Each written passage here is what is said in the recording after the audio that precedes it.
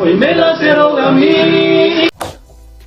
¿Tienes el regalo de mamá? ¿Quieres el regalo de mamá? En Rumba estamos rifando 25,000 pesos en bonos. Solamente tienes que suscribirte en nuestras redes sociales de Rumba FM. Dale like, comentar este post y mandar, si quieres ganar y tener más oportunidades, mandar DM en Instagram de que te suscribiste y seguiste los pasos. ¡Vámonos con mamá!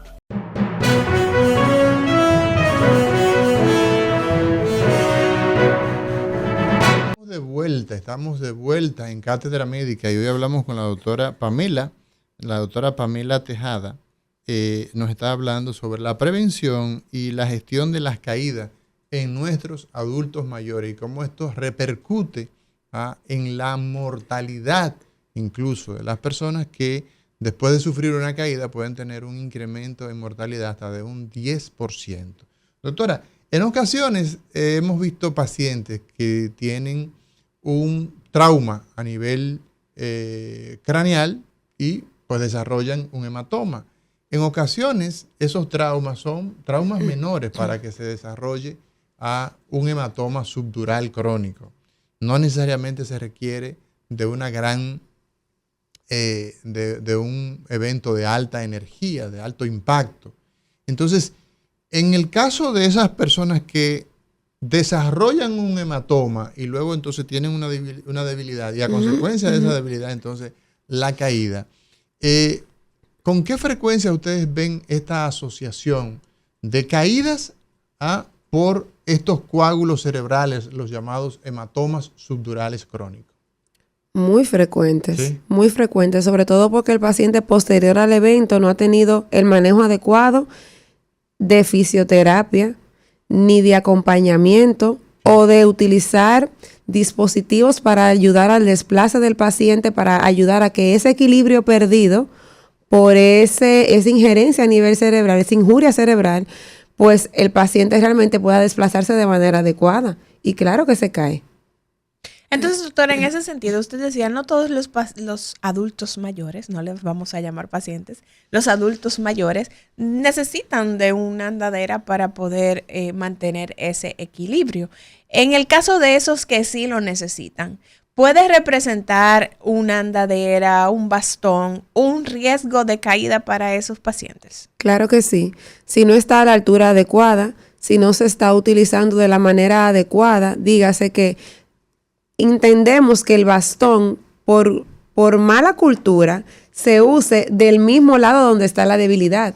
Y se supone, y lo correcto sería que sea del lado contralateral, claro, para ayudar a solventar ese peso muerto que no tenemos, o sea, en un área específica. O sea, si yo tengo una debilidad del lado derecho, el bastón, lo correcto es que se use del lado contralateral, del lado izquierdo. Pero el dominicano y todos los pacientes que no tienen esa educación, lo utilizan del mismo lado derecho y pues obviamente la marcha va a seguir siendo tórpida y va a predisponer a que se caiga. Entonces, ahí hay un tema, además del paciente, Pamela. Doctora Pamela Tejada, está el hecho de la parte educativa de nosotros los médicos, porque evidentemente que como usted recibe una receta de un médico, así mismo, entonces esa indicación de esa muleta, ese bastón, ese andador, pues usted tiene que entrenar al paciente de cómo, de su uso, digamos, adecuado. El tema de ese encamamiento me interesa, doctora Tejada, porque ya un paciente que está encamado, producto de una caída, ¿cuáles son, en orden, digamos, de importancia, los efectos de estar acostado, estar encamado de forma involuntaria por una caída, doctora? El primero es el desarrollo de úlceras por presión. ¿Úlceras? Por presión. ¿Qué es eso? Úlceras por presión son lesiones a nivel de la piel que tiene el paciente cuando está en una superficie por más de 2 horas sin movilización. Por Solamente. Cuando nosotros estamos en un asiento y ya usted tiene un ratito así, se siente el labio entumecido. Y si usted se duerme encima de un brazo, usted no es un adulto mayor, doctor, y usted se duerme encima de un brazo y tiene la mejilla arrugada y usted va a amanecer con una lesión a nivel de la cara, marcada. Y la mano hasta puede tener... Y puede amanecer adormecida. No, hasta lesión del nervio, y lesión del nervio radial. Exacto. La mano caída de la fiesta del sábado por la noche, como decíamos, como aprendíamos en la escuela de medicina. O sea, que sí, podemos tener esos efectos. Entonces, el hecho de estar encamado puede formar, como yo les digo, para que la gente no tenga duda, llagas en las nalgas, sobre todo en los tobillos. Entonces, eso es lo más frecuente. En todas las áreas de prominencias óseas. Exacto. Que estén en contacto con glúteos, una superficie plana, glúteos, talón, cadera, talón, codos, incluso en las orejas. Si el paciente está lateralizado por mucho tiempo, en las orejas pueden hacerse llagas. Exacto. Claro que sí. Y obviamente la induración del mismo cuello. O sea, el paciente se va a empezar a anquilosar porque no se va a mover. Paciente va a tener también disminución de la motilidad intestinal. Por la falta de movimiento. O sea, defeca menos. Ese paciente va a tener más constipación. Exacto. Puede tener también riesgo de broncoaspiración si no se alimenta de manera adecuada. ¿Qué es eso, doctora? La broncoaspiración. Cuando coloquialmente se nos va algo por el camino viejo y estamos comiendo y empezamos a toser.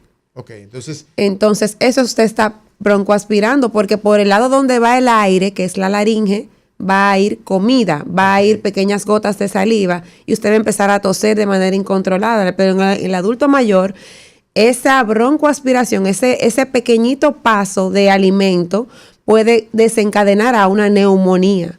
O sea que esa es una complicación seria. Sí, muy seria, muy seria. La neumonía por broncoaspiración. Y eso se da entonces por la condición de estar encamado y en el caso que nos toca hoy hablando de las caídas, cómo gestionar, cómo prevenir las caídas en nuestros adultos mayores.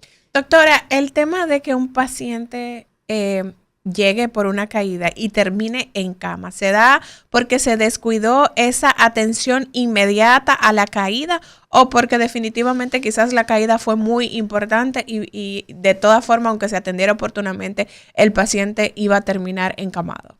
Son ciertas. Ok, vamos a ver. En el primer caso me interesa muchísimo más para que la gente sepa de que, bueno, si se cayó hay que buscar atención urgente para evitar entonces que esa complicación llegue y que el paciente pierda total movilidad. Digo que es cierta, que es esa que acabas de mencionar, porque subestimamos mucho las caídas y las normalizamos. Entendemos, así como hablábamos en ocasiones anteriores, que la demencia senil no existe, porque se entiende que como normalidad, porque usted envejece, va a olvidar. Igual, las caídas no son inherentes al envejecimiento. O sea, no es normal estar más torpes porque vamos a envejecer. Sí se puede entorpecer la marcha por diferentes entidades, tales como enfermedades osteoarticulares, disminución del equilibrio, que subyagan eventos cerebrovasculares y eso pierda la movilidad del paciente, de que no pueda moverse de la manera adecuada y eso predisponga a caídas.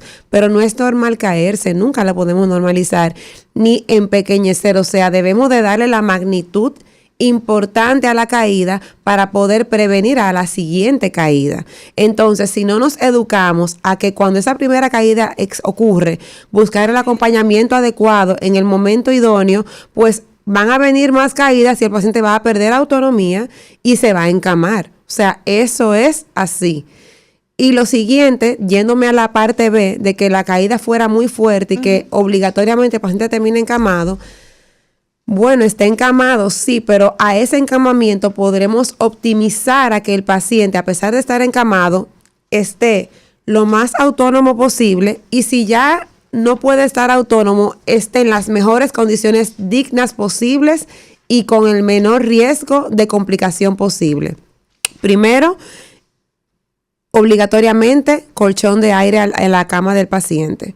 O sea, el colchón de aire es un colchón que parece un flotador, como yo le digo a mis pacientes, que tiene diferentes burbujas que va a ayudar a liberar esas áreas de presión, pero de igual forma, educar al paciente y al familiar, sobre todo al cuidador, a movilizar al paciente cada 2 horas. Yo le digo, ponga un timbre. cada hora y media, cada 2 horas, cambiarle la posición al paciente. No se mueve, lo hacemos con almohadas, pero no permitir a que el paciente tenga más de 2 horas porque la lesión va a aparecer. Y empieza por las úlceras. Empieza por un simple enrojecimiento y ese enrojecimiento se puede agudizar hasta llegar a hueso. Termina en un hoyo. En una va a profundizar, claro, va a profundizar si no se busca, si no se previene a tiempo. Y esa es una de las causas más frecuentes, como usted decía, doctora, de complicaciones cuando el paciente está encamado, por la razón que sea. En los hospitales, por ejemplo, una de las causas que va a traer más problemas a nivel de lo que estamos viviendo hoy día es justamente el aspecto de las úlceras por presión. El hecho es que esto tiene unas implicaciones enormes. Y me gustaría justamente, doctora, en este aspecto, preguntar lo siguiente. ¿Qué representa para ese paciente que está encamado, no desde el punto de vista, digamos, físico para él, ni emocional, sino para su entorno, para el cuidador? Usted está hablando de que cada 2 horas hay que mover. Eso requiere una atención. Entonces, 24/7. ¿Qué significa en todo el aspecto general, ya fuera del paciente, el hecho de que esté encamado? Sobre todo porque prevenir una caída nos puede ahorrar muchos problemas. Sí, vamos a ver, doctor. Yo siempre soy partidaria y amiguísima de las cámaras. Yo llego a las casas y cuando tengo pacientes adultos mayores que tienen cuidadores o que viven con cuidadores o que realmente tienen mucho riesgo de caída, yo pido cámaras, porque las cámaras nos van a ayudar a poder advertir cómo realmente se está moviendo el paciente y cómo realmente se están dando los cuidados que estamos hablando. Un ejemplo como las movilizaciones cada 2 horas, porque muchas veces la úlcera está profundizando, pero se está moviendo, pero algún fallo hay. Y sí, ciertamente, yéndome a su pregunta, es un factor estresante para la familia, porque hay una reeducación, reorganización, hay que volver a ambientar ese espacio y organizar las responsabilidades en torno a ese paciente que se tiene que valer de los demás. Y a nivel de costo ni se diga, o sea, estamos hablando de que debe de cambiarse la cama del paciente, buscar una cama de posición. Que quizás es lo más barato. Sí, no, alquilarla. Exacto. Porque si hablamos de comprarla, estamos hablando que va a sobrepasar los 150,000 pesos dominicanos. El servicio de enfermería. El servicio de enfermería, que aunque tú empoderes a un cuidador que no tenga personal de salud, no va a tener los conocimientos necesarios ni siquiera para saber cómo poder alimentar al paciente adecuadamente, curar la úlcera. Si es una úlcera que ya viene grado 3, no lo puede curar una enfermera. Hasta bañarlo, doctora. Tiene que involucrarse un cirujano que tiene que ir diario a curarlo a la casa. ¿Cuántas personas, doctora, desde el punto de vista del cuidado, deben involucrarse en el cuidado de una persona que está encamada? ¿Cuántas? En 24 horas. Bueno, como mínimo 2, para darle descanso a esa persona, porque si yo no le doy el descanso, va a subyacer el síndrome del cuidador, que lo puede tener la enfermera, lo puede tener. ¿A quién? ¿El descanso para quién? Para el cuidador. Para el cuidador. Claro. Porque el cuidador, evidentemente, puede terminar siendo víctima. No, paciente. Paciente, ¿verdad que sí? Paciente. Yo he tenido cuidadores que han desarrollado hipertensión, que han desarrollado diabetes, que han desarrollado depresión, síndrome metabólico, infartos. Sobre todo porque esos pacientes no tienen siquiera el chance de ir al médico a atender sus condiciones de salud porque deben estar cuidando al paciente. Y la subestiman porque realmente la responsabilidad pesa más. La responsabilidad externa hacia ese paciente, el amor y el cuidado pesan mucho más que cualquier situación o condición de salud que yo tenga de base. Y yo puedo incluso pensar que un ejemplo, una señora que sea diabética y que no tenga un control metabólico adecuado y que la diabetes esté disparada, pero ella esté todo el tiempo al pendiente de su paciente, de un momento a otro tiene un desmayo y es porque tenga una complicación aguda de la diabetes, porque la glicemia se esté muy alta, porque no se esté medicando o alimentando adecuadamente, es algo serio. Claro. Y no es culpa del paciente.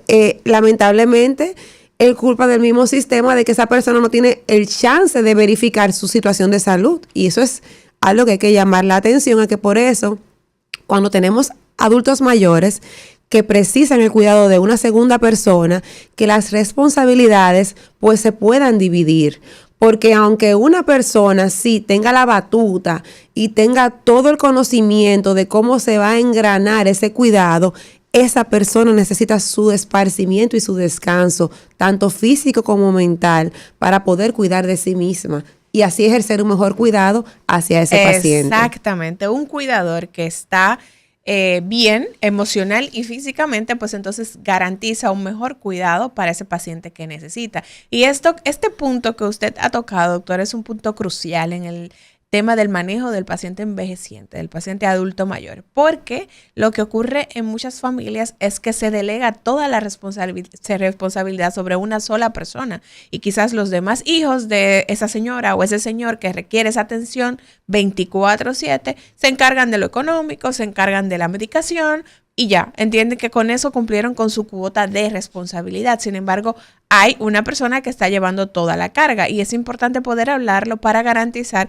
salud para ese cuidador y, por lo tanto, mayor cuidado y mejor salud para el paciente también que lo necesita. Algo que quiero puntualizar con eso que acabas de decir, Liz, es algo muy importante y es la parte emocional. Me explico. Muchas veces el paciente no tiene un estado de conciencia adecuado, de orientación en persona, ni siquiera en tiempo, muchas veces ni siquiera en espacio, pero sí habla, se comunica, tiene emociones. Y existe muchas veces la ausencia de esos familiares que tienen otros roles como el económico, la distancia, que también muchas veces puede pesar mucho, de que sean familiares que vivan fuera, que llenan al paciente de soledad. Y el cuidador no es suficiente para suplementar esa necesidad emocional que tiene el paciente de estar rodeado de sus otros familiares. Claro. Y ahí yo doy mucho hincapié a que, a pesar de que se dividan los roles, que realmente ese acompañamiento familiar, ese calor humano que no lo da un celular, realmente lo dé de manera presencial los demás familiares, que no solamente se suscriban a la parte económica, porque ciertamente la parte económica es importante, pero el paciente con lo que se queda es con el acompañamiento emocional y con esa presencia que tenga el paciente. Ok, mi mamá no puede venir porque por X o Y está en un estado de otro país lejano y no puede viajar. Las videollamadas son importantísimas. Ese calor humano que da ese contacto, por lo menos a nivel visual, este acercamiento que lo vivimos en pandemia, sí. Señores, lo vivimos en pandemia de 2020, 2021, donde vimos que por Zoom hacíamos todo, el teletrabajo, las reuniones, y nos sentíamos acompañados y cercanos. No va a sustituir la compañía física, pero es importante porque el adulto mayor puede desarrollar una depresión y eso lo puede llevar incluso a la muerte. Nosotros estamos conversando en el día de hoy con la doctora Pamela Tejada, quien es geriatra, y hoy estamos conversando sobre las caídas de los adultos mayores, cómo gestionar espacios para prevenir naturalmente que se den estas caídas y poder evitar los efectos de los mismos. Doctora, vámonos a una pausa en este momento. Hoy es jueves 9 de mayo del año 2024. ¿Y sabes quién cumple año, Lizaña? Hoy cumple año doña Celina Silverio. Responsable de que usted esté aquí en el Así mundo. que muchas felicitaciones a doña Celina por su cumpleaños en el día de hoy. Nos vamos a una pausa y en breve regresamos.